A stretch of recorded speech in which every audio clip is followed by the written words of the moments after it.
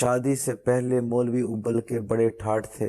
کھدر یا لٹھے کی تہمت کی جگہ گلابی رنگ کی سبز دھاری والی ریشمی خوشابی لنگی، 2 گھوڑا بوسکی کی قمیض جس کی آستینوں کی چنٹوں کا شمار سینکڑوں میں پہنچتا تھا، اودے رنگ کی مخمل کی واسکٹ جس کی ایک جیب میں قطب نما ہوتا تو دوسری جیب میں نسوار کی نرسئی ڈبیا ہوتی، سر پر بادامی رنگ کی مشہدی لنگی جس میں کلہ کی مطلع چوٹی چمکتی رہتی تھی، ہاتھ میں عصا جس پر جگہ جگہ گلٹ کے بند اور پیتل کے کوکے جڑے ہوئے، بالوں میں کوئی بڑا کافر تیل جس کی خوشبو گلیوں میں لٹکتی رہ جاتی تھی، قدرے اوپر اٹھی ہوئی پتلیوں والی آنکھوں کے پپوٹوں میں سرما تو جیسے رچ کر رہ گیا تھا، انگلیوں میں حاجیوں کے لائے ہوئے بڑے بڑے نگینوں والی چاندی کی انگشتریاں جو وضو سے پہلے دن میں 4-5 بار اترتی تھی، مگر ان کی ترتیب میں کبھی کوئی فرق نہ دیکھا گیا۔ اور پھر مولوی ابل کی آواز، شکر ہے اللہ تعالیٰ کی بخشی ہوئی یہ نعمت کلام پاک کی تلاوت میں استعمال ہوئی، ورنہ اگر مولوی ماہیے کی کلی الاپ دیتا تو گاؤں بھر کی لڑکیوں کو سنبھالنا مشکل ہو جاتا۔ ہر عید پر خطبے کے بعد اس کے سامنے گھر گھر سے جمع کیے ہوئے 150 روپوں کی پوٹلی چھت سے آ کر گرتی تو وہیں نمازیوں کے سامنے 40 روپے گاؤں کے مسکینوں محتاجوں میں بانٹ دیتا اور ان سے کہتا مجھے دعائیں نہ دو، اللہ جل شانہ کو یاد کرو جو پتھر میں کیڑا پیدا کرتا ہے تو وہیں اسے خوراک بھی پہنچاتا ہے، مجھے دعائیں نہ دو، مجھے اس نے کیا نہیں دیا، صحت، اطمینان، بے فکری، مجھے اس کی رحمتوں کے خزانے سے اور کچھ نہیں چاہیے۔ لیکن شادی کے بعد اللہ جل شانہ کی رحمتوں نے ایک اور صورت اختیار کر لی۔ مولوی ابل کے یہاں اولاد کا کچھ ایسا تانتا بندھ گیا کہ جب 1 سال اس کی بیوی کے ہاں کوئی اولاد نہ ہوئی تو وہ سیدھا حکیم کے ہاں دوڑا گیا۔ اسے یقین تھا کہ بچہ نہیں ہوا تو زیب النساء کے نظام تخلیق میں کوئی گڑبڑ پیدا ہو گئی ہے۔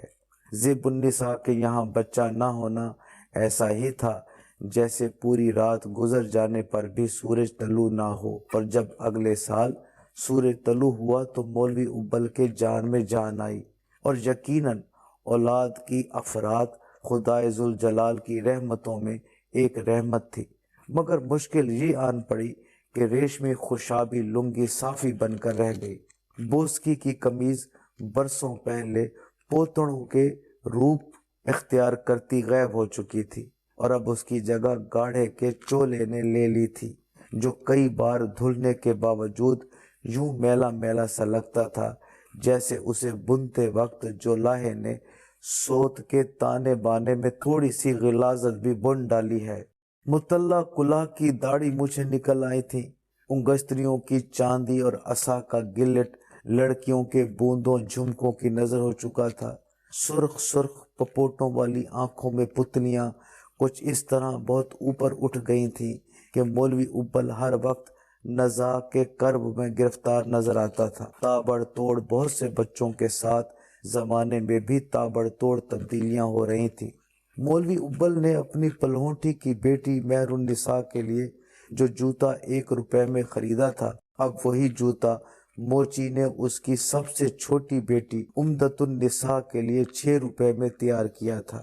جب مولوی ابل نے شکوہ کیا تو موچی بولا میں نے تو مولوی جی آپ کی خاطر زیادہ داب نہیں مانگے، کوئی اور ہوتا تو 6 چھوڑ 10 مار لیتا، چمڑے کو آگ لگ گئی ہے، قیمتیں یوں ایک دم زن سے اوپر گئی ہیں کہ لگتا ہے کہ دنیا بھر کی گائیں بھینسیں کہیں کوکاف پر بھیج دی گئی ہیں۔ 6.25 کی لاگت ہے، 1 چونی کما رہا ہوں، آپ چونی کو بھی جانے دیجئے، اس میں ذرا سا بھی جھوٹ ہو تو ڈوب کر مروں، جنازہ تک نصیب نہ ہو۔ اگر دعاؤں کے بدلے آسمانوں سے ضروریات زندگی اترنا ممکن ہوتا تو اس روز مولوی ابل خدا سے اپنی عمدہ کے لیے جوتے مانگتا۔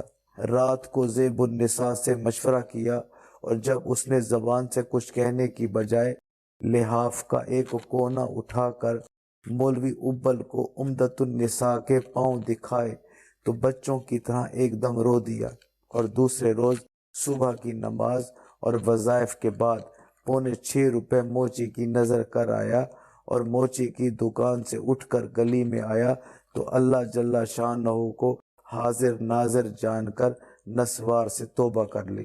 نمازیوں کی تعداد بڑھنے کی بجائے گھٹ رہی تھی اور ضروریات زندگی کی قیمتیں گھٹنے کی بجائے بڑھ رہی تھی، اور پھر اولاد بڑھ رہی تھی۔ اولاد کے ساتھ مولوی ابل کے بالوں کی سفیدی بڑھ رہی تھی۔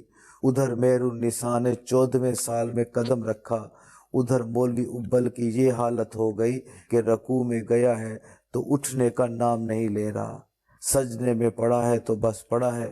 ہوشیار مقتدیوں کو وقت پر کھانسی کا دورہ نہ پڑتا تو ممکن ہے مولوی ابل ایک ہی سجدے میں ظہر کو عصر سے ملا دیتا۔ رمضان المبارک میں تراویح پڑھانے کی سعادت حسب دستور اسی کے سپرد ہوئی، مگر وہ مولوی البرکات جو آیات اور الفاظ کی غلطی تو کیا، کبھی زیر زبر کی غلطی کا بھی مرتکب نہیں ہوا تھا، البقرہ سے النساء میں جا نکلا اور سورۃ رحمان پڑھنا شروع کی تو ایک ہی رکعت میں اسے 2 بار پڑھ ڈالا۔ چودھری فتح داد کرسی نشین و ممبر ڈسٹرکٹ بورڈ نے جب اسے اس استغراق میں سرزنش کی تو ایک بار تو مولوی ابل کے جی میں آئی کہ پکار اٹھے کہ آپ کے ہاں تو لوڈوں کی کھیپ ہے نا چودھری صاحب، آپ کے بھی کوئی بیٹی ہوتی اور اب وہ جوان ہو گئی ہوتی تو میں آپ کو سمجھاتا کہ ایک سورت کو 2 بار کیسے پڑھ لیا جاتا ہے۔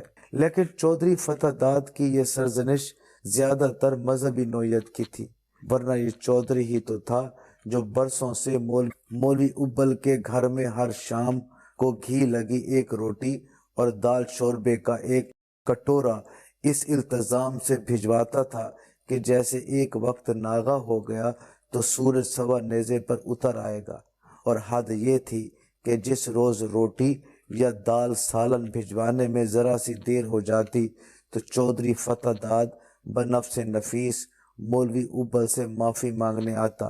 آج وظیفہ دیر سے پہنچا ہوگا کہ بلا میں اس غفلت کی معافی مانگتا ہوں۔ چودھرائن ذرا بیمار تھی اور کھانا نائن نے تیار کیا، وہ حرامزادی یہ بھول گئی کہ آپ کو یہاں سے وظیفہ وقت پر نہ گیا تو مجھے ایک روزہ رکھ کر کفارہ ادا کرنا ہوگا۔ یہ وظیفے مختلف نوعیت کے تھے، اور جمعرات کو تو مولوی ابل کے ہاں نہ آٹا گندھتا نہ ہنڈیاں چڑھتی تھی۔ مولوی ابل کے عقیدت مندوں کے ہاں سے 1 درجن کے قریب بڑی جاندار روٹیاں آ جاتی تھیں۔ ادھر زیب النساء نے گھر میں لڑکیوں کو قرآن شریف کا درس دینے کا سلسلہ بیاء کے 3 مہینے بعد ہی شروع کر دیا تھا۔ جمعرات کو ہر لڑکی چھوٹے چھوٹے سے وظیفوں پر ذرا ذرا سی شکر رکھ کر لاتی تو زیب النساء کو 2 چنگیریں ان کے لیے الگ رکھ دینا پڑتی۔ اس روز دونوں وقت سب سیر ہو کر کھاتے، جو وظیفے باقی بچتے انہیں دھوپ میں سکھا لیا جاتا اور مہینے میں 4 بار انہیں گڑ کے شربت میں ابال کر میٹھے ٹکڑے تیار کیے جاتے۔ لیکن مصیبت یہ تھی کہ انسان کو پیٹ بھرنے کے لیے روٹی کے علاوہ پیٹ ڈھانکنے کے لیے کپڑا بھی چاہیے۔ چودھری فتح داد ہر نئی فصل پر مولوی ابل کو ایک پوشاک بھی پیش کرتا تھا، لیکن جب بھی یہ پوشاک گھر میں آئی ایکا ایک درزی کی دکان سج گئی۔ زیب النساء مہرن، زبدہ اور شمسن کو پاس بٹھا کر لٹھے کے تہمت کا تیا پانچا کر کے رکھ دیتی اور یوں ننوں کے بہت سے چولے نکل آتے۔ ململ کی پگڑی سے بھی کچھ ایسا ہی برتاؤ ہوتا اور یوں چند مہینوں کے لیے مولوی کی اولاد بالکل ننگی ہونے سے بچ جاتی۔ اس دوران میں اگر کسی کی نکاح خوانی کے سلسلے میں یا نماز جنازہ پڑھانے کے ضمن میں چند روپے آ نکلتے تو وہ مہر النساء کے جہیز کی خاطر ٹین کے ایک ڈبے میں رکھ دیے جاتے۔ بچوں کے پیٹ بڑھ رہے تھے اور باقی جسم سکڑ رہا تھا۔ زیب النساء کے کنگن جو کبھی اس کی سامری کلائیوں میں گڑے رہتے تھے اب ذرا سے جھٹکے سے پونچے پر آ جاتے تھے۔ اس کی لامبی لامبی پلکوں کے پیچھے جوانی کا بھوبل سرد راکھ بن چکا تھا، اور جب وہ پلکیں جھپکتی تو اس کے چہرے پر یہ راکھ اڑتی ہوئی معلوم ہوتی تھی۔ خود مولوی ابل زندگی کے ذرا ذرا سے حادثوں کے درمیان بالکل پچی ہوکر رہ گیا تھا۔ انہی دنوں اسے مولوی ابو البرکات کی بجائے مولوی ابل کہا جانے لگا تھا۔ کن پٹیوں کے بال تو بالکل سفید ہو چکے تھے اور دانتوں پر مسوڑوں کی گرفت ڈھیلی پڑ گئی تھی۔ تلاوت کرتے وقت کئی بار دانتوں کے ریخوں میں سیٹیاں بج اٹھتی تھی، مگر آواز کا ٹھاٹھ وہی تھا۔ صحیح مخرج سے نکلے ہوئے حرف یوں بجتے تھے جیسے پیتل کی تھالی پر بلور کی گولیاں گر رہی ہوں۔ البتہ اس آواز میں ایک لرزش ضرور آ گئی تھی جو پرانے نمازیوں کو بہت اجنبی معلوم ہوتی تھی، لیکن چودھری فتح داد کو اس ارتعاش کا سبب معلوم تھا، کیونکہ مولوی ابل اس سے مہر النساء کے لیے رشتے ڈھونڈنے کے سلسلے میں بات کر چکا تھا۔ چودھری نے اس مقصد کے لیے سارے گاؤں میں نظریں دوڑائی تھیں۔ رات کو بستر پر لیٹ کر ایک ایک گھر میں جھانک آیا تھا اور کئی نوجوان اسے جچے بھی تھے، مگر ساری مشکل یہ تھی کہ مولوی ابل کو سب جانتے تھے۔ انہیں معلوم تھا کہ مہر النساء سوکھے ٹکڑوں پر پلی ہے اور سوکھنے ٹکڑوں پر پلی ہوئی جوانی میں خون کم ہوتا ہے اور آنسو زیادہ۔ پھر یہ بات بھی ان سے چھپی ہوئی نہیں تھی کہ مولوی ابل کو عیدین پر 20 روپے ملتے ہیں، جن سے مہر النساء کا جہیز تو کیا بنا ہوگا، دوسرے 9 بچوں کے لیے جوتا ٹوپی بھی شاید ہی مہیا ہو سکے ہوں۔ ایک دو جگہ چودھری نے بات بھی کی، مگر مخاطب کچھ یوں تیورا کر پیچھے ہٹے جیسے پھول کی پتیوں میں سے اچانک بھیڑ نکل آئی ہو۔ لیکن مولوی ابل اور زیب النساء کی دعائیں رہ گاہ نہ گئیں۔ انہی دنوں سابقہ خدا یار اور حال شمیم احمد شہر سے گاؤں اٹھایا اور یہاں کپڑے کی چھوٹی سی دکان کھول لی۔ خدا یار ایک حافظ قرآن کا اکلوتا بیٹا تھا۔ والد کے مرنے کے بعد مولوی ابل کے ہاں قرآن مجید حفظ کرنے کی کوشش کرتا رہا، اور جب مسیں بھیگنے لگیں تو بوڑھی ماں کو گاؤں میں چھوڑ کر شہر بھاگ گیا۔ بعد میں معلوم ہوا کہ وہ کسی ہیڈ کلرک کے ہاں ملازم ہو گیا ہے۔ اسی ہیڈ کلرک نے کچھ عرصہ کے بعد اسے ایک دکان کے سامنے گز بھر جگہ لے دی، جہاں وہ کٹ پیس بیچتا رہا اور اپنی ماں کو بھی شہر بلا لیا۔ پھر جب اس نے تجارت میں کافی مہارت حاصل کر لی تو خدا یار کی بجائے شمیم احمد نام اختیار کر کے گاؤں آ گیا۔ اس نے بڑی منت خوشامد سے مولوی ابل کو مجبور کیا کہ وہی اس کی دکان سے بونی کرے تاکہ تجارت میں برکت ہو اور نقد سودا چلتا رہے۔ اس روز مولوی ابل نے اپنے شاگرد اور اس بڑی ماں کا دل رکھنے کے لیے اپنی زندگی کا سب سے بڑا فیصلہ کیا۔ زیب النساء کے پاس گیا۔ عارف کی ماں شمیم احمد کہتا ہے کہ وہ میری بوہنی سے کاروبار شروع کرے گا، تم کہو تو مہرن کے لیے ایک سوٹ کا کپڑا لے لے، جہیز کے لیے ضرورت تو ہے ہی، ویسے سارے گاؤں والوں کے سامنے بوہنی کی رسم ادا ہوگی، اس لیے ذرا سا روب بھی بیٹھ جائے گا۔ پھر شمیم احمد کا دل رکھنا تو میرا فرض ہے، ایک تو پرانا شاگرد ہے، دوسرے حافظ عبد الرحیم مرحوم و مغفور کا نور نظر ہے، تیسرے۔ مولوی ابل نے رک کر ادھر ادھر دیکھا اور پھر سرگوشی میں بولا، عارف کی ماں، اللہ جل شانہ کی قسم، مجھے تو ایسا لگ رہا ہے جیسے اللہ جل شانہ نے اسے مہرن ہی کے لیے آسمان پر سے اتارا ہے۔ اس بات پر زیب النساء کی آنکھوں کی راکھ ایک لمحے کے لیے تو بھوبل میں بدل گئی۔ تمہارے منہ میں گھی شکر، وہ بولی اور گلے میں لٹکتی ہوئی چابی قمیض کے اندر ہاتھ ڈال کر نکالی، صندوق کھولا اور ٹین کا ڈبہ نکال کر مولوی ابل کے سامنے رکھ دیا۔ خدا تیری زبان مبارک کرے، میں تو جب بھی مہرن کو دیکھتی ہوں ایسا لگتا ہے جیسے پراٹھا توے پر دیر تک پڑے پڑے جلنے لگا ہے۔ وہ رونے لگی، ساتھ ساتھ مسکراتی بھی رہی، اور جب مہر النساء کسی کام سے اندر آئی تو فوراً بول اٹھی، بیٹی باہر دھوپ میں ٹکڑے سوکھ رہے ہیں نا، وہاں ہنڈیا الٹ کر رکھ دو، ورنہ سب ٹکڑے کووں میں بٹ جائیں گے، جاؤ میری بیٹی۔ اور مہر النساء کے گالوں کی لالی نے جواب دیا کہ سب سمجھتی ہوں اماں، شمیم احمد کی دکان پر ابا میاں میری بونی کرنے چلے ہیں۔ مہر النساء باہر چلی گئی تو مولوی ابل نے پے کے کل متا 43 روپے نکال کر جیب میں رکھے اور اٹھتے ہوئے بولا، دعا کر مہرن کی کہیں شادی لگ جائے تو میں 5-7 برس کے لیے تو پھول کی طرح ہلکا پھلکا ہو جاؤں۔ زیب النساء آنسو پوچھتی اور مسکراتی رہی اور مولوی ابل شمیم احمد کی دکان کو چل دیا۔ وہاں بہت سے لوگ جمع تھے، جن میں زیادہ تر عورتیں تھیں، جو ناکوں اور ہونٹوں پر انگلیاں رکھے یوں کھڑی تھیں جیسے ان کی نظریں رنگ رنگ کے کپڑوں کے ساتھ سل کر رہ گئی ہوں۔ مولوی ابل دکان میں داخل ہوا تو شمیم احمد اس کے قدموں پر بچھ گیا، اور جب مولوی نے اپنی خوبصورت آواز میں قرآن شریف کی چند آیات کی تلاوت کی تو ایک سماں بند گیا۔ تلاوت کے بعد اس نے ایک کپڑا پسند کیا، گلابی رنگ پر نیلے پھول تھے اور نیلے پھولوں میں جگہ جگہ زرد رنگ کے نقطے تھے۔ ایک زنانہ سوٹ کاٹ دو، مولوی ابل نے معمول سے زیادہ بلند آواز میں کہا، اور ایک نظر ہجوم کو بھی دیکھ لیا۔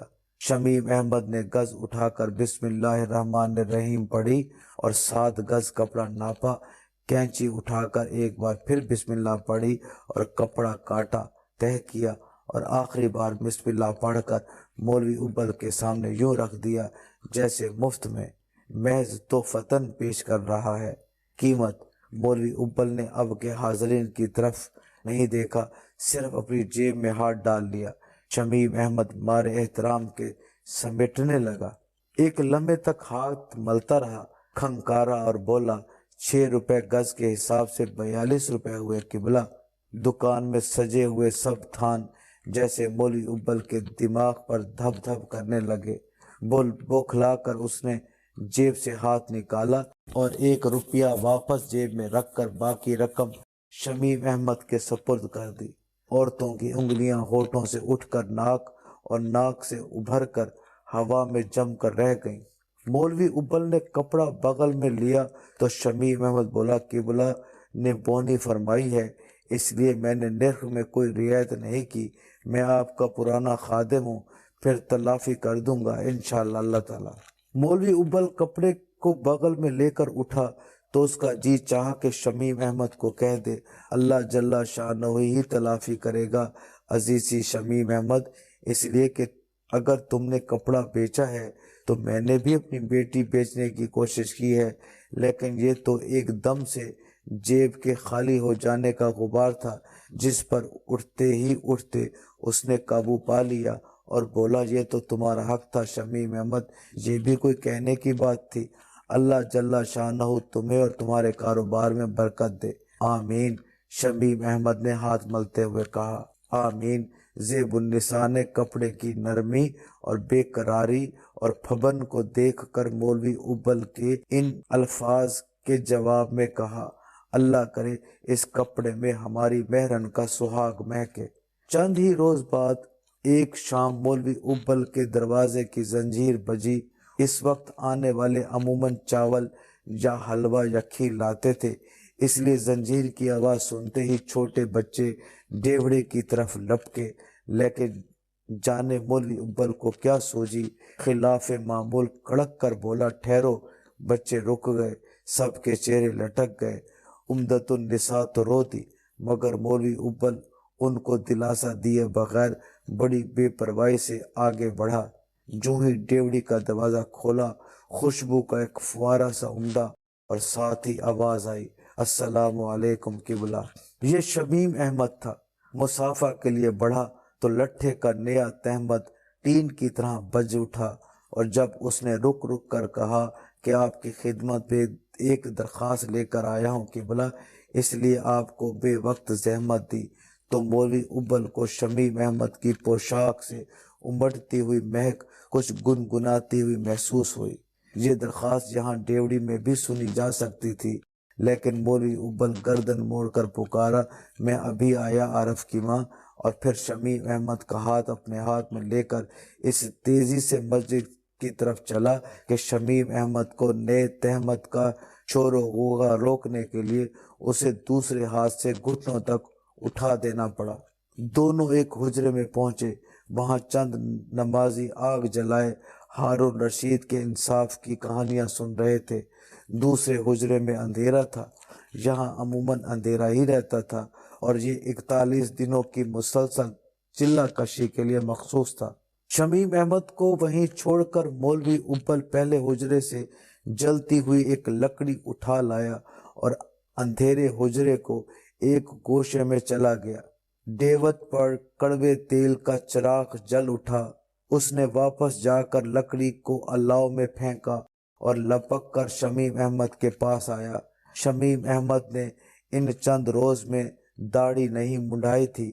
गालों और गले पर निहायत सलीके से खत बने थे और दाढ़ी के खशखशी बालों पर अतर हिना के दिए में रोशनी चमकने लगा था। कहो, मौलवी उब्बल कुछ इस अंदाज से बोला जैसे वो अभी अभी अपने मेहमान के लिए एक ऐवान की आराइश और ज़िबाइश से फारिग हुआ है। शमीम अहमद की आंखें झुक गईं और होठ जरा सा खुलकर कांपने लगा और फिर उसने सर उठाकर चिराग की तरफ देखा जिसकी लो बेपनाह धुआं छोड़ रही थी। आगे बढ़कर उसने तिनके से चिराग की बत्ती को कम किया और बोला, आपकी इजाजत हो तो अर्ज करूं। कहो कहो। मौलवी उब्बल ने शमीम अहमद के कंधे को थपका और फिर चौंक कर उसके दूसरे कंधे पर भी हाथ रख दिया। शमीम अहमद के कंधे की हड्डी पर गोश्त की इतनी बड़ी गेंदें सी रखी थी। कहो ना अजीजम। शमीम अहमद ने अपना हाथ मलना शुरू किए। एक लम्हे की खामोशी के बाद उसने कोई चीज बड़ी मुश्किल से निगली और बोला, असल में ये काम तो मेरी अम्मा का था, उन्हीं को आपकी खिदमत में हाजिर होना चाहिए था, मगर पिछले चंद बरसों से उनका दिल बहुत कमजोर हो गया है। बात बात पर रो देती हैं, बुरा भला कहने लगती हैं, सो मैंने यही मुनासिब समझा कि खुद ही हाजिर हो जाऊं। तुमने अच्छा किया। मौलवी उब्बल ने बड़ी शफकत से कहा, मैं आपका पुराना खादिम हूँ। शमीम अहमद ने सिमटे फैलते और फिर सिमटते हुए कहा, मेरी दरख्वास्त ये है कि हजूर मुझे हमेशा के लिए। उसने एक बार फिर चिराग की तरफ देखा और नजरें झुकाकर आस्तीन पर से कोई ख्याली धब्बा उड़ा दिया। हजूर मुझे हमेशा के लिए अपनी गुलामी में ले लें, शमीम अहमद ने नज़ाके से आलम में कहा। मौलवी उब्बल का जी चाह के चुटकी बजा दे। रस्मन जरा हंसते हुए बोला, मैं तुम्हारा मतलब नहीं समझा शमीम अहमद। शमीम ने बड़ी हैरत और दुख से मौलवी उब्बल की आंखों में आंखें डाल दी। आखिर ये कैसे मुमकिन है कि जिस शख्स ने कुरान मजीद के कई मकामात और फिक्का के बेशुमार मुश्किल मसाइल को आन की आन में साफ और सलीस अंदाज में सुलझा दिया, वो गुलामी का मतलब नहीं समझा। दबी दबी आवाज में जैसे उसने नज़ा की आखिरी हिचकी ली, जी मेरा मतलब है हजूर, हजूर मुझे अपनी गुलामी में कबूल फरमाए। और जैसे इस वजाहत से मौलवी उब्बल की तसल्ली हो गई, उसने मजीद तशरीह तलब करने की जरूरत न समझी। शमीम अहमद कुछ देर तक नजरें झुकाए खड़ा हाथ मलता और मरोड़ता रहा, और जब मौलवी उब्बल एक लफ्ज तक न बोला तो उसने अपनी नजरों को जैसे दोनों हाथों से बसद मुश्किल उठाकर बेइंतहा झिझक से ऊपर देखा। मौलवी उब्बल की दाढ़ी पर आंसुओं के कतरे रुक गए थे। शमीम अहमद की दाढ़ी पर अतर चमक रहा था और मौलवी उब्बल की दाढ़ी में आंसू जगमगा और थरथरा रहे थे, और चिराग की लो फिर ढेरों धुआं उगलने लगी थी। मगर अब के शमीम अहमद को बत्ती कम कर देने का ख्याल ना आया। वो कुछ कहने के लिए बेताब हो गया, मगर सिर्फ होंठों को खोल कर रह गया। मौलवी उब्बल ने एकाएकी जैसे कुछ सोचकर पगड़ी के पल्लू से अपनी आंखें पोंछी और फिर भराई हुई आवाज में बोला, लड़की तेरी कितनी मस्कीन मखलूक है, अल्लाह जल्ला शानहू कितनी मस्कीन। उसकी आंखों से बहुत से आंसू एक साथ निकले और दाढ़ी के बालों ने उन्हें परो लिया। देने का माल है शमीम अहमद, दूंगा, क्यों नहीं दूंगा, देना ही पड़ेगी। और फिर तुम तो मेरे अपने अजीज हो। भाई हाफिज अब्दुल रहीम मरहूम व मगफूर का बेटा मेरा अपना बेटा है, आओ इधर आओ। और मौलवी उब्बल ने शमीम अहमद को अपने सीने से लगा लिया। जब वो वापस घर आया तो ज़ेबुन्निसा ने चंद कदम के फासले पर से ही कह दिया, कहाँ से आ रहे हो? अत्तर की लिपटें आने लगी हैं। मेहरुन्निसा तवे पर आखिरी रोटी डाले बैठी थी। बोली, सच अब्बा जी, सारा घर महक उठा है। क्या बात है? ज़ेबुन्निसा ने पूछा। मौलवी उब्बल ने बड़ी आसूदा खातरी से बच्चों की कतार की तरफ देखा। وہ خالی ہاتھ گھر میں آیا تھا، اس لیے سب کے منہ لٹکنے لگے تھے۔ سب کو ایک ساتھ پیار کرنا مشکل تھا، اس لیے بولا آج میرے سب بچوں کو روٹی کے ساتھ گڑ کا ایک ایک ٹکڑا بھی ملے گا۔ لٹکے ہوئے چہرے سنبھل اور سنور گئے اور مہر النساء کی نظریں توے پر گڑ گئیں۔ بات سنو، عارف کی ماں مولوی ابل باہر جاتے ہوئے بولا۔ زیب النساء نے سب حالات سن کر کہا، میرے سر پر ہاتھ رکھ کر کہو۔ مولوی ابل چہکا، اللہ جل شانہ کی قسم کھا کر کہہ رہا ہوں، اب تو اپنے سر کی قسم دیتی ہے تو نعوذ باللہ، کیا تو اللہ جل شانہ سے بڑی ہے؟ کاش عورت کی عقل جہاں کہیں کھوپڑی کے آس پاس ہوتی۔ اس نے مسکرا کر زیب النساء کے تالو پر ایک چپٹ جڑ دی۔ زیب النساء بچوں کی طرح رونے لگی۔ وہ ان آنسوؤں کا مطلب سمجھتا تھا، وہ بھی تو کچھ دیر پہلے ایسے ہی آنسو گرا چکا تھا۔ ایک لمحے کے بعد وہ آگے بڑھا اور زیب النساء کے بھیگے بھیگے گالوں پر اپنی داڑھی رکھ دی۔ دعائیں یوں قبول ہوتی ہیں عارف کی ماں؟ مولوی ابل برسوں کی عبادت و ریاضت کا جلال چہرے پر لا کر بولا۔ الحمدللہ، یوں سنتا ہے سننے والا، یوں دیتا ہے چھپڑ پھاڑ کر۔ سنتی ہو زیبن؟ آج مولوی ابل نے سہاگ رات کے بعد شاید پہلی بار زیب النساء کو عارف کی ماں کی بجائے زیبن کہہ کر پکارا تھا۔ زیب النساء آنکھیں پوچھتے ہوئے بولی، جب شمیم احمد خدا یار تھا، جب وہ لڑکا تھا اور تمہارے پاس پڑھتا تھا تو یوں پھٹی پھٹی نگاہوں سے دیکھتا تھا مہرن کو، جیسے کبھی کبھی تم مجھے دیکھ لیتے ہو، اللہ قسم۔ اور ابھی میاں بیوی آنسوؤں کو اچھی طرح خشک بھی نہ کر پائے تھے کہ ایک بار پھر دروازے کی زنجیر بجی۔ بچے ڈیوڑے کی طرف دوڑے۔ ٹھہرو، اب کے مولوی ابل کی آواز میں ڈانٹ تھی، میں جاؤں گا۔ پھر بچوں کے پاس آ کر اس کے سروں پر ہاتھ پھیرا اور آہستہ سے بولا، ندیدہ پن بہت برا ہوتا ہے، سمجھے؟ ہر آنے والا حلوہ اور چاول دینے نہیں آتا، کئی لوگ دوسرے کاموں کے لیے بھی آ نکلتے ہیں، سمجھے؟ جاؤ۔ پھر ذرا بلند آواز میں بولا، انہیں باہر سردی میں نہ نکلنے دو مہرن بیٹی، یہی بچے تو میری زندگی کا سرمایہ ہیں۔ وہ ڈیوڑی کی طرف بڑھا، دروازہ کھولا۔ گرم چادر میں لپٹے ہوئے چودھری فتح داد نے ہاتھ بڑھا کر مولوی ابل کو باہر گلی میں گھسیٹ لیا اور چھاتی سے لگا کر بولا، مبارک ہو قبلہ، ہزار بار مبارک ہو، آخر میری کوششیں بیکار نہیں گئی۔ اس وقت مولوی ابل کی نظروں میں چودھری فتح داد کے فرشتہ بننے میں پروں کی کمی رہ گئی تھی۔ اللہ جل شانہ کا شکر اور آپ کا احسان ہے، اس نے چودھری سے بڑے پگھلے ہوئے سیال لہجے میں کہا، خدا نے مجھے آپ کے سامنے سرخرو فرما دیا۔ چودھری فتح داد بولا، اب جلدی سے شادی کی تاریخ بھی طے کر دیجئے۔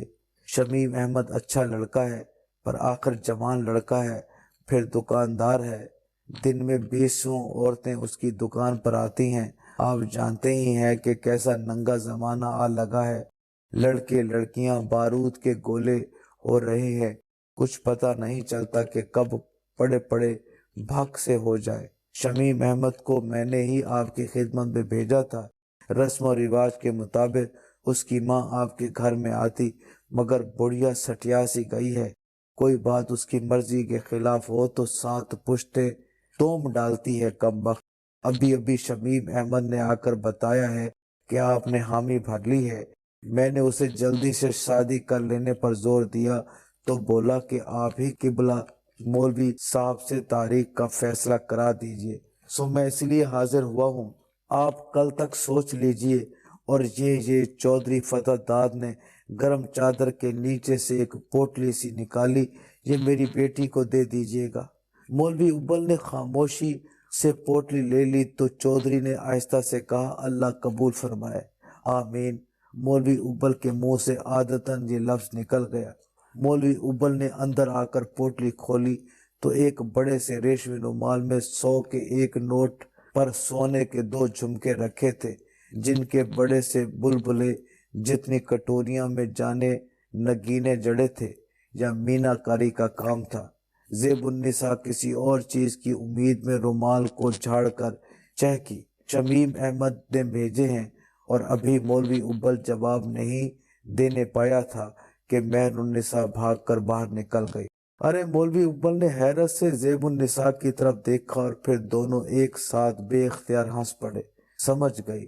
زیب النساء باہر دیکھتے ہوئے انگشت شہادت کو ناک کی کیل پر رکھ کر بولی، تم نے بھی تو منہ بھر کر کہہ دیا شمیم احمد نے بھیجے ہیں۔ مولوی ابل نے زندگی میں شاید پہلی بار عورت کی آواز اور انداز کی نقل اتاری، اور بچے جو ابھی تک محض حیرت زدہ تھے محظوظ ہو کر زور زور سے ہنسنے لگے۔ عمدۃ النساء ڈرتے ڈرتے جھمکوں کو چھونے کی کوشش کر رہی تھی۔ چودھری فتح داد دے گیا ہے مہرن کے لیے، مولوی ابل نے بڑی بے پرواہی اور رواداری میں راز فاش کیا۔ اللہ قبول فرمائے۔ زیب النساء جیسے اپنی قبر میں سے بولی جس پر نیا نیا غلاف چڑھایا گیا تھا۔ چند ہی روز میں مہر النساء مایوں بٹھا دی گئی، اس کے پیروں میں مہندی تھوپ دی گئی۔ ڈھولک تو خیر نہ بجی کیونکہ شادی کا گھر صحیح، پر آخر مولوی ابو البرکات کا گھر تھا جس نے حضور پر نور صلی اللہ علیہ وآلہ وسلم کی مدینہ میں تشریف آوری پر مدینہ کی لڑکیوں کے دفیں بجا بجا کر گانے کے متعلق تو پڑھا تھا، مگر ڈھولک کا جواز کہیں موجود نہ تھا۔ پنجاب اتنا بد نصیب تھا کہ یہاں اب تک دف کا رواج ہی نہیں چلنے پایا تھا۔ دف ہو تو لاؤ، بجاؤ اور گاؤ۔ تم ڈھولک لائیں تو میں اسے اٹھا کر چھت پر پھینک دوں گا۔ مولوی ابل نے میراثیوں کے ہجوم سے ڈانٹ کر کہا تھا۔ آخر گاؤں کی لڑکیاں مہر النساء کو اپنے دائرے میں لے کر بیٹھ گئیں اور ڈھولک کے بغیر ہی اپنی سریلی آلاپوں سے رات بھر اس کے گرد محبت اور دوستی، پھولوں، پھواروں، ملاقاتوں اور جدائیوں کے طلسمات بنتی رہیں۔ لیکن بھلا شمیم احمد کو ڈھول شنائی بجوانے اور گولے چھوڑنے سے کون روکتا؟ بارات ایسی دھوم سے آئی، مولوی ابل کی ڈیوڑی میں وہ ہنگامہ مچا کے معلوم ہوتا تھا کہ ڈھول کی ہر چوٹ مولوی ابل کے کچے گھروندے کے بنیادوں پر پڑ رہی ہے۔ یہ دھوم دھڑکا دیکھ کر رات ہی رات مولوی ابل اور زیب النساء نے مکان کے ایک گوشے میں چند سرگوشیاں کی۔ لڑکیوں کے گیت کے درمیان بکسوں کے گھسنے، کھلنے اور بند ہونے کی آوازیں رینگتی رہیں۔ جب دوسرے دن صبح کو جہیز کا سامان آنگن اور چھت پر بچھایا گیا تو گاؤں پہلی نظر میں تیورا کر پیچھے ہٹ گیا۔ کپڑے تو خبر بن ہی جاتے ہیں، پر یہ سونے کے اتنے بڑے جھمکے۔ مولوی کے پاس دست غیب کا تعویذ ہے، کسی نے رائے دی۔ ایک بڑھیا نے تھوڑی کی لٹکتی ہوئی جھلی میں انگلی ڈبو کر کہا، کپڑوں کے کئی جوڑے تو ان گنہگار آنکھوں نے پہچان لیے ہیں۔ کچھ تو بیچاری مرنے والیوں کے ہیں، کچھ ایسے ہیں جو بی بی زیب النساء کو اپنی شادی پر ملے تھے۔ سگڑ ہے اس لیے اولاد کے لیے رکھ چھوڑے۔ یہ کنگن اور یہ ناک کی کیل، یہ سب کچھ بی بی ہی کا ہے، اور یہ جھمکے۔ اس نے اپنی انگلی کو تھوڑی کی جھلی میں سے نکال کر آسمان کی طرف بلند کر دیا۔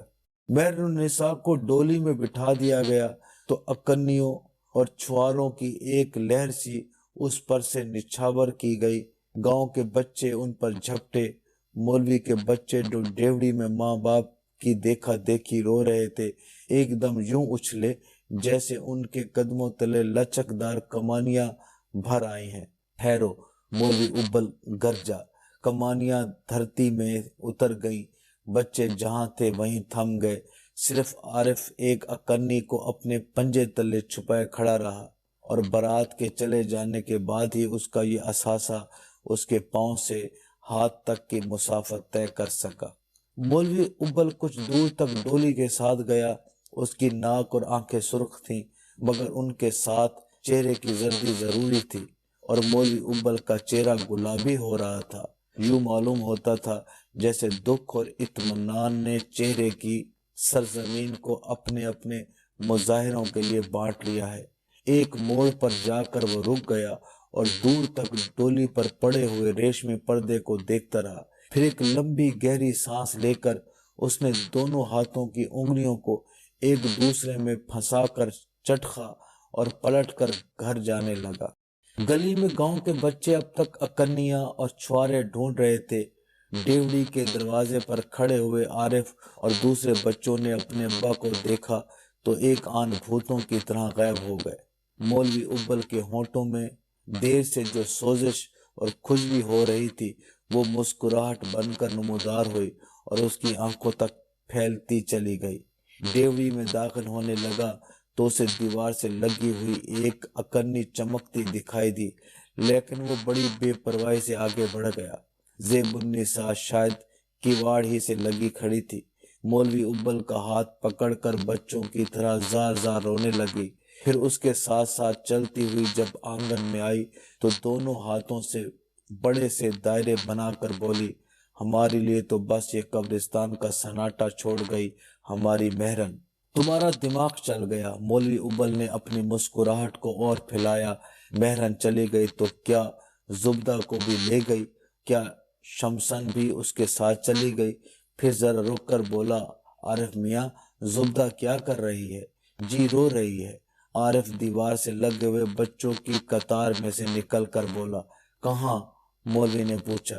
جی جہاں مہرن آپا مایوں بیٹھی رہیں۔ عارف بولا، زبدہ؟ مولوی ابل پکارا۔ زیب النساء مسلسل روئے جا رہی تھی۔ زبدہ دروازے پر نمودار ہوئی۔ نیا گلابی دوپٹہ آنسوؤں کی نمی کے سبب جگہ جگہ سیاہی مائل سرخ پڑ گیا تھا، اور زبدہ نے اپنے جن مہندی رچے ہاتھوں کو صبح اٹھ کر گھی سے چمکایا تھا ان پر جگہ جگہ مٹی جم رہی تھی اور بالوں کی مینڈیاں اجڑ رہی تھیں، اور مگر مولوی ابل تو زبدہ کو دیکھتے ہی سناٹے میں آ گیا تھا۔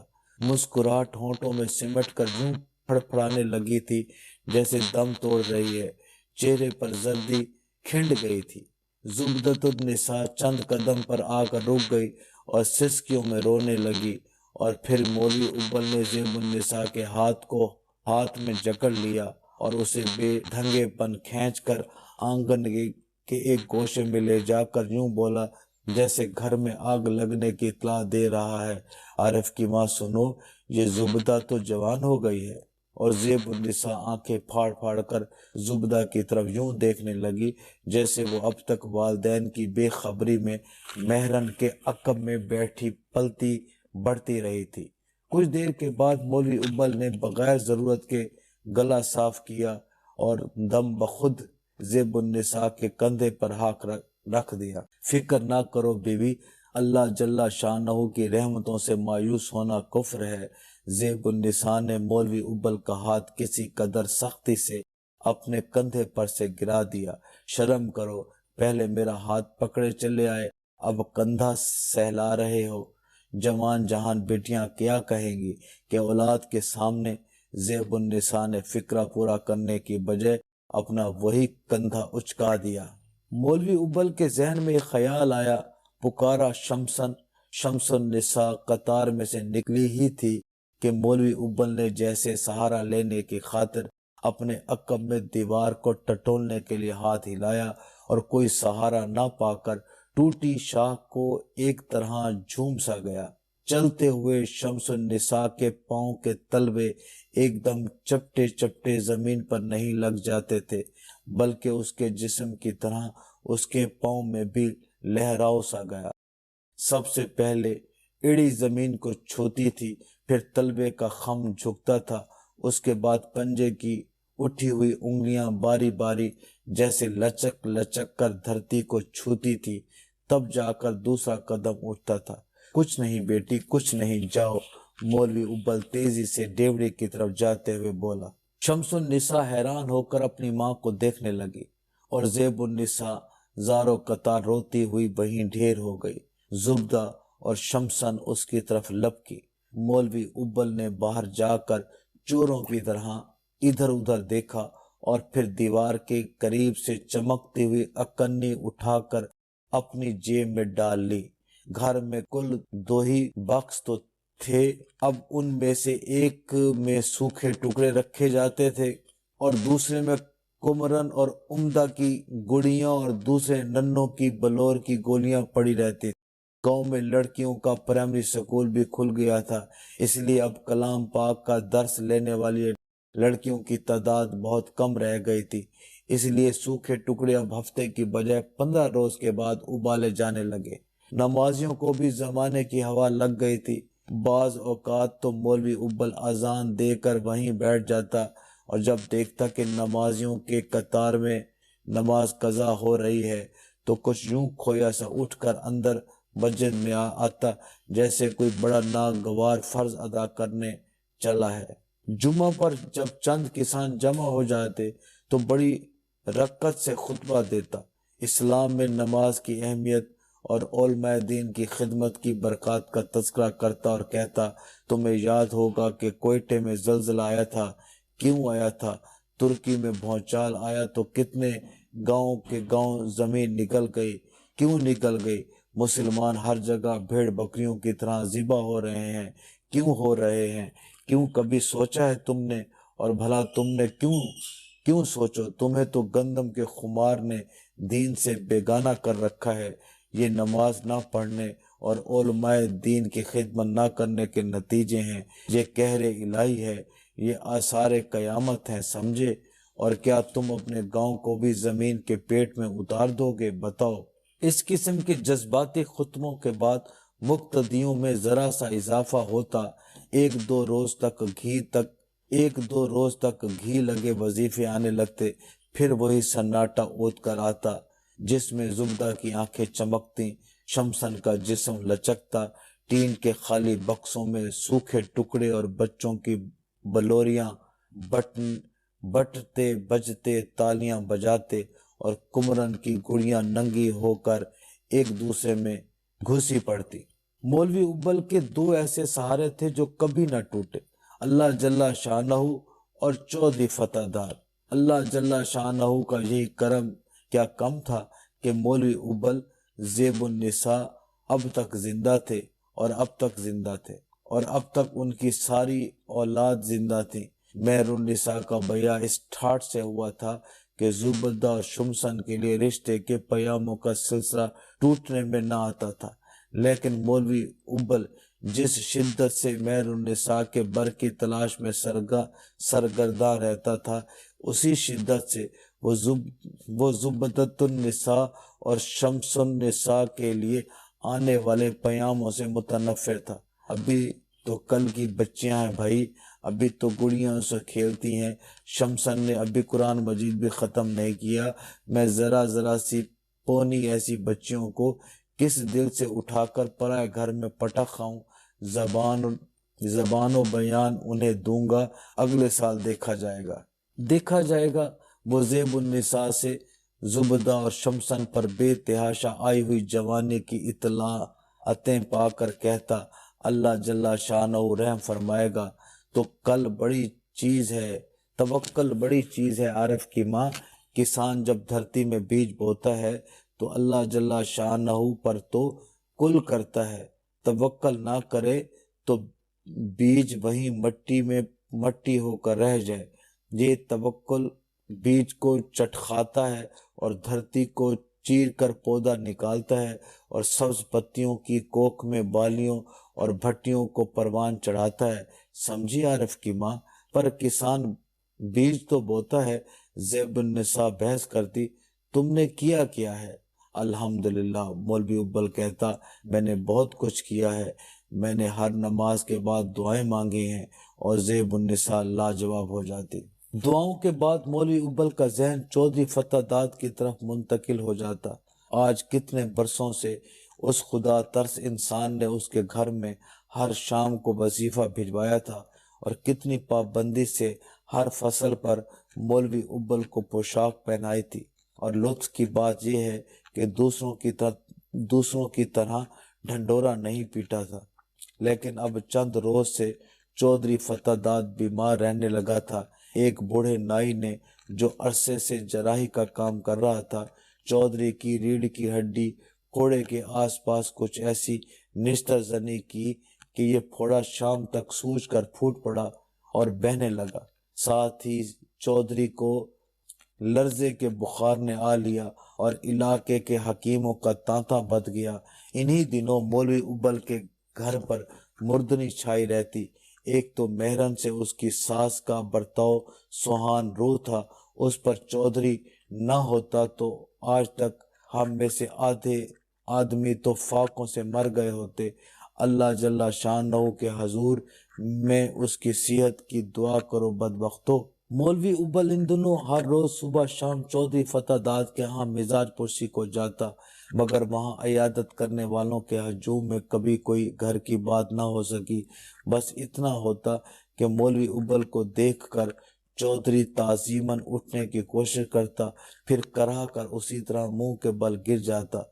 दुआ फरमाइए किबला, वो आहिस्ता से कहता, और मौलवी उब्बल आंसू लाकर आसमान की तरफ उंगली उठाता और कहता, वही शाफी मुतलक अल्लाह आपको सेहत कुल्ली अता फरमाएगा।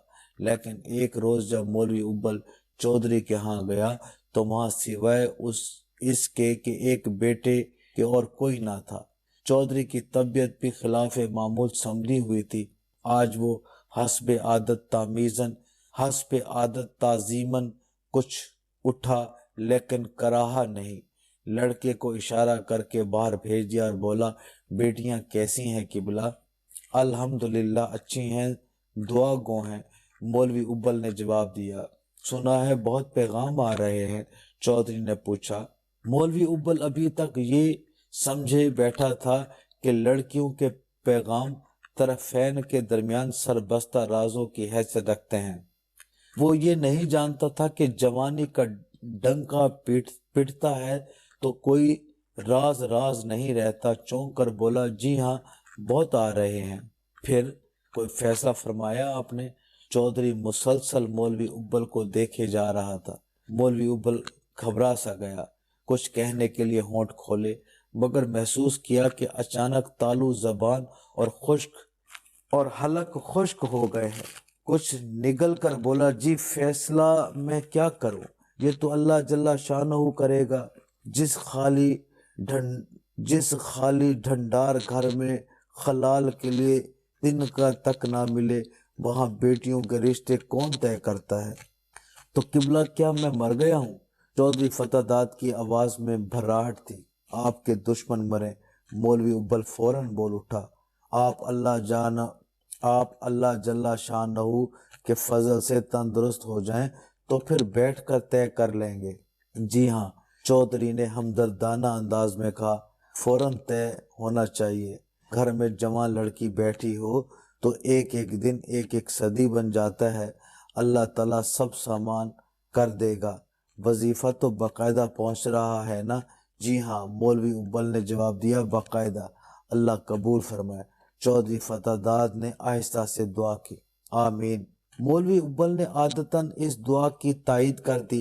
कुछ देर खामोशी रही, फिर चौधरी जरा सा कराहा, फिर बोला, सुना है बेटी मेहरुन्निसा और शमीम अहमद की खूब निभ रही है, पर सास उसके पांव नहीं टिकने देती। जी हाँ, मौलवी उब्बल ने बड़े दुख से कहा, लेकिन मैंने कभी कोई दखल नहीं दिया। बेटी ब्याह दी जाए तो पराई हो जाती है, पर सास से क्यों नहीं बनती? बस वही गरीबी मुफलिसी के ताने। तू कंगली है, तू सूखे टुकड़ों पर पली है, तेरे कपड़ों से कफन की बू आती है, तू अपने साथ क्या लाई है, वही औरतों की बातें। चौधरी फतादाद कुछ देर तक सोचता रहा, फिर बोला, बेटी पराई नहीं हो जाती किबला, बया के बाद तो उसके हकूक बढ़ जाते हैं। अब अगर सास इस किस्म की है तो आपका फर्ज है कि इन तानों का मौका ही ना दें। वो बेटी मेहरुन्निसा को कंगली कहती है ना। अब हमारी बेटी के बच्चा होगा तो उसके लिए आप रेशम के कपड़े और तलाई टोपियां और सोने के घुंघरुओं वाले कंगन भेज दीजिए, और फिर देखिए कि किस तरह बेटी का मान भी बढ़ेगा और बुढ़िया की पलीद जबान भी कट जाएगी। ठीक है ना किबला? ठीक है, मौलवी उब्बल ने सोचा, बहुत हद तक ठीक है, मगर एक हद तक महाल भी है। ये सब सामान आखिर आएगा कहाँ से? और क्या आरिफ की माँ ने आज से 8 महीने पहले मेहरन के बारे में जो अंदाजा लगाया था वो दुरुस्त था? अब मौलवी उब्बल का वहां देर तक निचला बैठे रहना मुश्किल था, तो क्या सचमुच मेहरन बेटी के बच्चा पैदा होने वाला है। उसने तो ज़ेब उन्निसा से कभी पूछा ही ना था, और ज़ेब उन्निसा ने भी हया के मारे कभी कोई बात नहीं की थी। उसे मालूम था कि मौलवी उब्बल बेटियों के बेटों को टटोलने फिरने के सख्त खिलाफ है। मौलवी उब्बल डेवड़ी ही से पुकारा। आरिफ की माँ ज़ेब उन्निसा भागी आई। खुदा खैर करे, क्या हुआ? चौधरी कैसा है? अल्लाह जल्ला शानहू रहम फरमाएगा। मौलवी उब्बल बोला। आरिफ की माँ, सुनो, मेहरन बेटी कैसी है? ज़ेब उन्निसा चौंकी। तुम्हें किसने बताया? कब तक होगा? मौलवी उब्बल आज तो आपे से बाहर हो रहे मौलवी उब्बल आज तो आपे से बाहर हो रहा था। बस अल्लाह चाहेगा तो आज कल में। ज़ेब उन्निसा झीम कर बोली। पर तुम्हें किसने बताया? मौलवी उब्बल तकरीर के से अंदाज में बोला। बस यही मौका है जब हम मेहरन बेटी को सास के तानों तशनों से छुटकारा ला सकते हैं। हम अपने नवासे नवासी के लिए बहुत सा, अल्लाह करे नवासा हो। ज़ेब उन्निसा ने मौलवी उब्बल की बात काट दी। जो कुछ भी हो, मौलवी उब्बल ने टूटे तार को जोड़ा। हम बच्चे के लिए बहुत सा सामान बेचकर अपनी बेटी का मान भी बढ़ाएंगे और उस बदबख्त बुढ़िया की पलीद जबान भी खींच लेंगे हमेशा के लिए। ठीक है ना? कहना तो बड़ा आसान है, पर करोगे कहाँ से? ज़ेब उन्निसा ने पूछा। तू कल आरिफ की माँ तवक्कल तवक्कल आरिफ की माँ तवक्कल। मौलवी उब्बल के जहन में चौधरी फतहदाद का मीठा मीठा हमदर्दाना लहजा घूम रहा था। अल्लाह जल्ला शानहू पर तकिया करो। मौलवी उब्बल को उस वक्त चौधरी पर तकिया था। शाम होते ही ज़ेब उन्निसा ने बुर्का ओढ़ा, आरिफ को साथ लिया और मेहर उन्निसा के यहाँ चली गई। रात गए वापस आई, बुरके को एक तरफ रखकर आहिस्ता से बोली, जाग रहे हो आरिफ के अब्बा? हाँ। आरिफ की माँ, क्यों? मौलवी उब्बल ने लहाफ में से सर निकाला। बड़ी तकलीफ में है मेहरन बेटी। शमीम अहमद रो रहा था बेचारा, शायद कल तक हो जाएगा। ज़ेब उन्निसा ने बड़ी खंखी हुई आवाज में सरगोशी की। सच अम्मा? जुबदा तड़प कर बिस्तर पर उठ बैठी। अरे! मौलवी उब्बल और ज़ेब उन्निसा हैरान रह गए, फिर इस मौजू पर मजीद इजहार राय किए बगैर सो गए। दूसरे रोज भी कुछ ऐसी ही कैफियत रही। जब बेटी मारे दर्द की चीखती है और माँ बाप मारे खुशी के फूले नहीं समाते। और फिर आधी रात को एक नाइन ने डेवड़ी का दरवाज़ा खटखटाया। मौलवी उब्बल ने लपक कर जंजीर खोली। मेहरन के यहाँ बैठा हुआ था। सारा घर जाग उठा और जब काफी देर के बाद सब अपनी अपनी मुस्कुराहटें समेट कर ऊँघने लगे तो मौलवी उब्बल ज़ेब उन्निसा के पास आया। अब क्या होगा? चौधरी कैसा है? ज़ेब उन्निसा ने पूछा। अल्लाह जल्ला शानहू ही रहम फरमाए, मौलवी उब्बल ने कहा। ज़ेब उन्निसा उसके साथ लग कर बैठ गई। तलाई टोपियों और सोने के कंगनों को तो झोंको भाड़ में। मैं तो कहती हूँ अगर रेशम का एक एक चोला चुन्नी ही बनवा लें तो नाक रह जाए। कोई सबील है?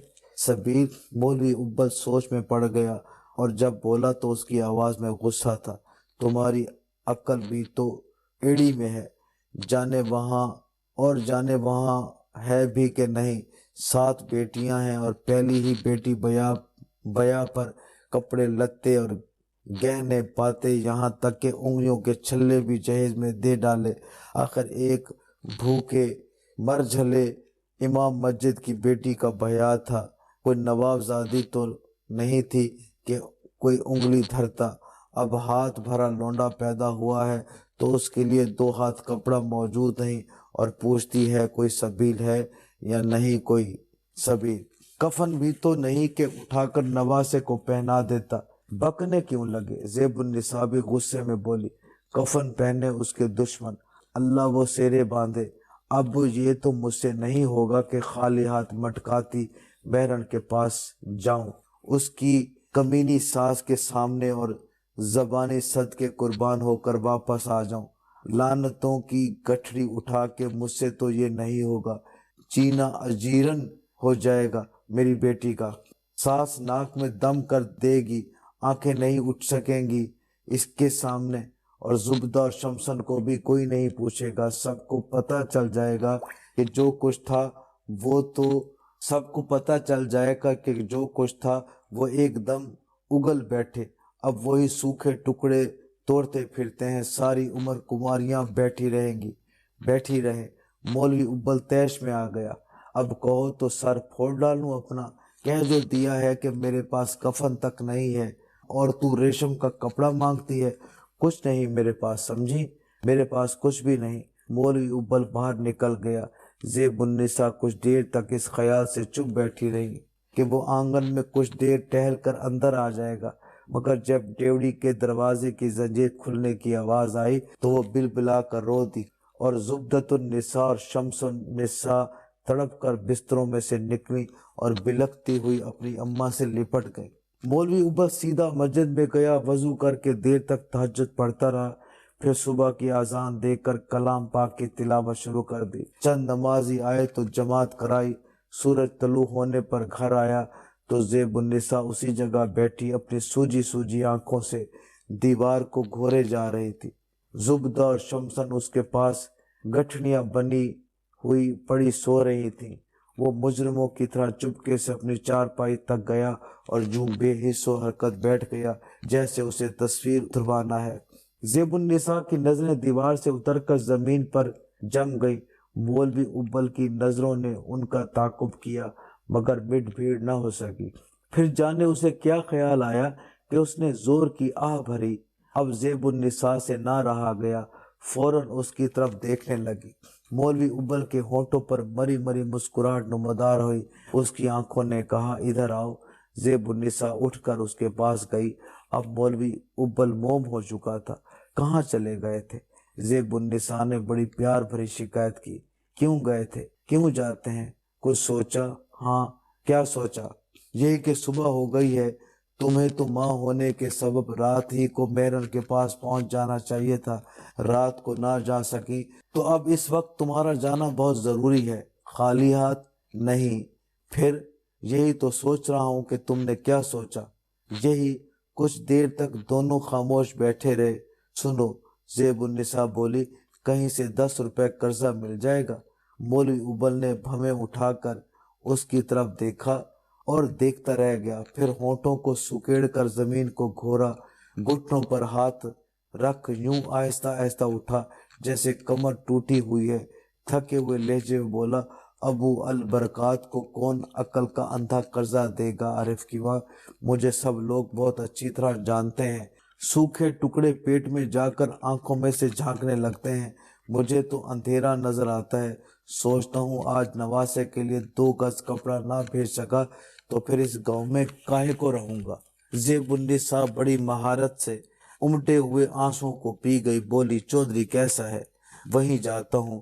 مولوی ابل نے جمائی لے کر کہا، ذرا سا بھی اچھا ہوا تو مہرن کا ضرور پوچھے گا، ہو سکتا ہے اللہ جل شانہ کوئی سبیل پیدا کر دے۔ مولوی ابل کافی دیر تک واپس نہ آیا۔ زیب النساء نے برقعے کو جھاڑ کر الگنے پر ڈال دیا اور عارف کو منہ ہاتھ دھونے اور تیار ہو جانے کو کہا۔ زبدہ اور شمسن نے ضد کی کہ وہ بھی اپنے بھانجے کو دیکھنے جائیں گی۔ ابھی ٹھہرو بیٹی، زیب النساء یوں آہستہ سے بولی جیسے اس وقت ذرا سی بھی بلند آواز سے بولی تو کوئی چیز چھن سے ٹوٹ کر رہ جائے گی۔ انتظار۔ ماں کے تیور دیکھ کر بچے بھی سہمے بیٹھے تھے اور ماں چڑیا کے اڑنے تک سے چونک کر ڈیوڑی کی طرف دیکھنے لگتی تھی، اور پھر ڈیوڑی کے واڑ دھڑاک سے بج کر کھلے اور مولوی ابل زندگی میں شاید پہلی بار بھاگتا ہانپتا ہوا اندر آیا اور چلایا، عارف کی ماں، اے عارف کی ماں۔